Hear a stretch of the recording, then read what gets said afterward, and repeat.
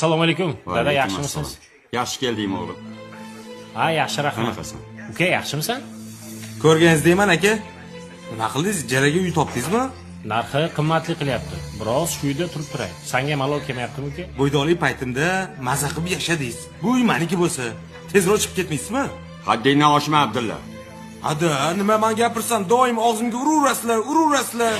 Bu uy eng kichkina farzandga qolishini yosh bola ham biladi-yu. O'chir ovozingni. Bu nima deganing? O'rgildim senda qaqillikdan. Uy kichkina o'g'ilga qolishini yosh bola ham bilsa, sen hali ham yosh bola ekansan. Endi kattalar biladiganini eshit. Bu uyda akangni ham, ikkita uzatilib ketgan opangni ham teng haqqi bor. Akangga uy topdingizmi deguncha, yonida dalda bo'lib, borib uchastkasini ko'tar.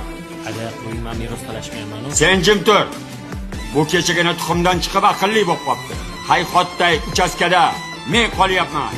Akam 4 ta bolasi bilan qiynalib qopti deb o'ylamayapti. Undan ko'ra ishlagan pulingdan akangga qarash. 20 millionlik telefon tutasan, karrillaysan. O'rgildim sendaqa katta boladan. Bildingmi? Ada, men Nima ada? Eshitmay bunaqa gaplaringni. Meni tirikligimda shunaqa deb turgan bo'lsang. O'lganimdan keyin akangni haydab chiqarib, butun mahallaga sharmanda qilar ekansan-da. Bilib qo'y. Ikkisi bir bo'lmaganda, biri hech qachon ikki bo'lmaydi. Ahmoq.